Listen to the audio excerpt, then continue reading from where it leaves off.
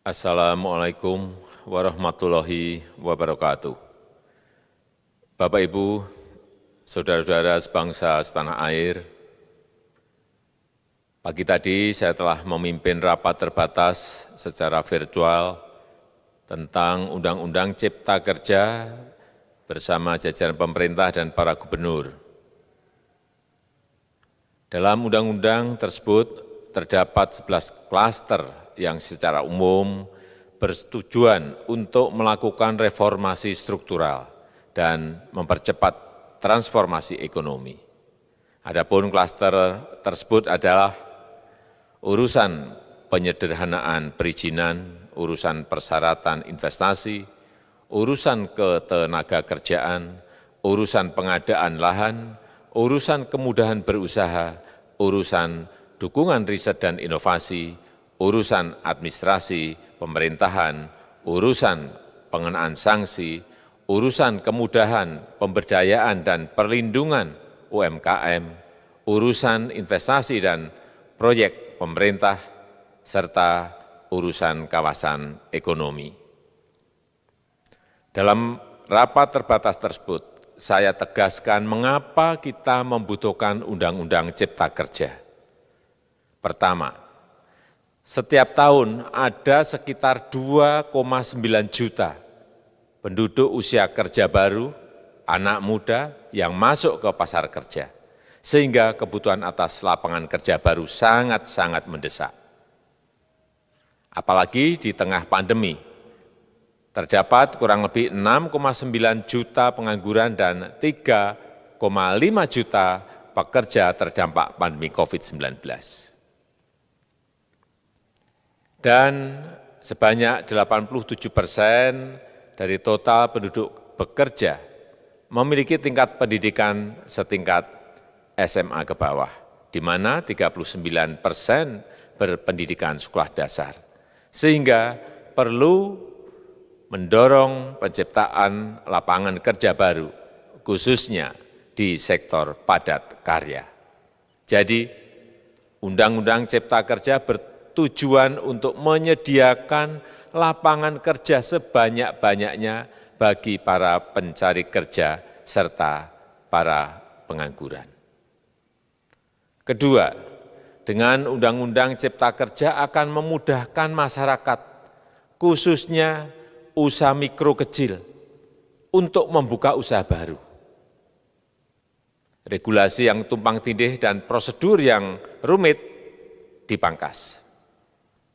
Perizinan usaha untuk usaha mikro kecil, UMK, tidak diperlukan lagi, hanya pendaftaran saja. Sangat simpel. Pembentukan PT atau perseroan terbatas juga dipermudah. Tidak ada lagi pembatasan modal minimum.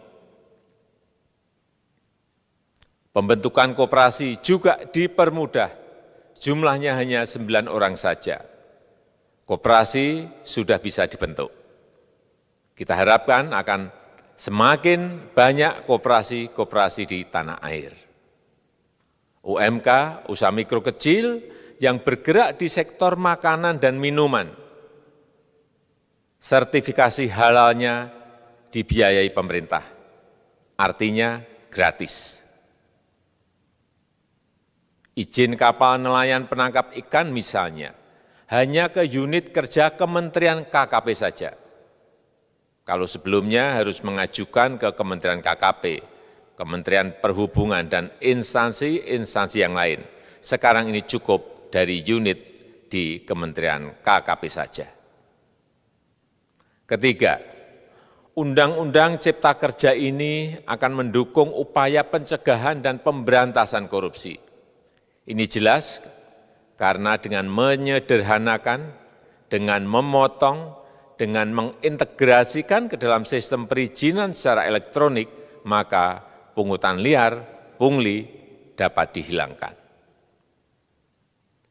Namun, saya melihat adanya unjuk rasa penolakan Undang-Undang Cipta Kerja yang pada dasarnya dilatar belakangi oleh disinformasi mengenai substansi dari undang-undang ini dan hoax di media sosial. Saya ambil contoh, ada informasi yang menyebut tentang penghapusan UMP, upah minimum provinsi, UMK, upah minimum kota kabupaten, UMSP, upah minimum sektoral provinsi. Hal ini tidak benar, karena faktanya upah minimum regional, UMR, tetap ada. Ada juga yang menyebutkan bahwa upah minimum dihitung per jam. Ini juga tidak benar. Tidak ada perubahan dengan sistem yang sekarang. Upah bisa dihitung berdasarkan waktu dan berdasarkan hasil. Kemudian adanya kabar yang menyebutkan bahwa semua cuti sakit, cuti kawinan, cuti khitanan, cuti baptis, cuti kematian, cuti melahirkan, dihapuskan. Dan tidak ada kompensasinya. Saya tegaskan juga ini tidak benar. Hak cuti tetap ada dan dijamin. Kemudian apakah perusahaan bisa mem-PHK kapanpun secara sepihak? Ini juga tidak benar. Yang benar, perusahaan tidak bisa me-PHK secara sepihak. Kemudian juga pertanyaan mengenai benarkah jaminan sosial dan kesejahteraan lainnya hilang. Yang benar, jaminan sosial tetap ada. Yang juga sering diberitakan tidak benar adalah mengenai dihapusnya AMDAL, analisis mengenai dampak lingkungan. Itu juga tidak benar. AMDAL tetap ada. Bagi industri besar harus studi AMDAL yang ketat. Tetapi bagi UMKM lebih ditekankan pada pendampingan dan pengawasan. Ada juga berita mengenai Undang-Undang Cipta Kerja ini mendorong komersialisasi pendidikan. Ini juga tidak benar. Karena yang diatur hanyalah pendidikan formal di kawasan ekonomi khusus, di KEK. Sedangkan perizinan pendidikan tidak diatur di dalam Undang-Undang Cipta Kerja ini. Apalagi perizinan untuk pendidikan di pondok pesantren. Itu tidak diatur sama sekali dalam Undang-Undang Cipta Kerja ini. Dan aturannya yang selama ini ada tetap berlaku. Kemudian diberitakan bahwa keberadaan bank tanah. Bank tanah ini diperlukan untuk menjamin kepentingan umum, kepentingan sosial, kepentingan pembangunan nasional, pemerataan ekonomi, dan konsolidasi lahan serta reforma agraria. Ini sangat penting untuk menjamin akses masyarakat terhadap kepemilikan tanah, kepemilikan lahan.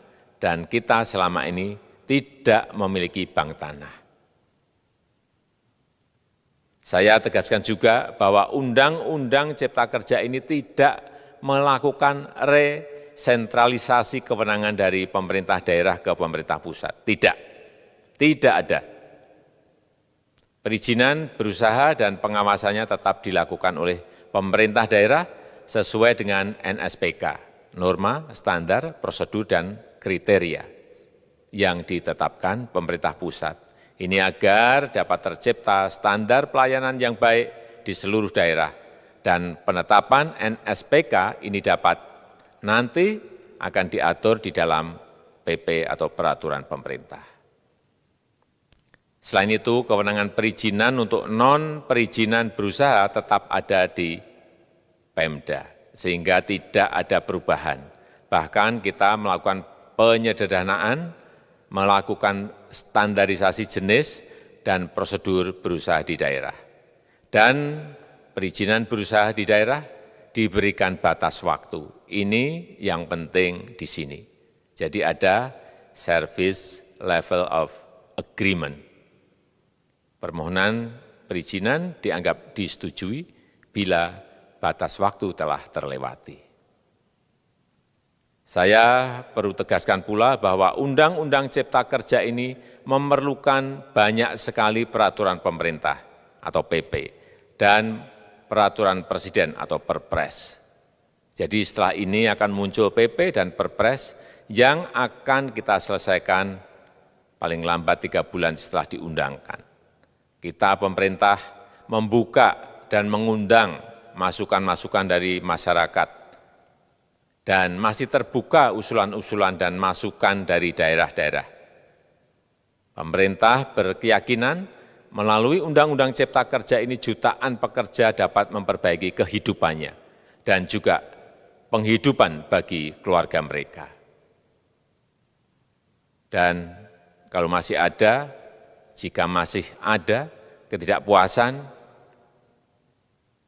terhadap Undang-Undang Cipta Kerja ini, silahkan mengajukan uji materi atau judicial review melalui MK, Mahkamah Konstitusi.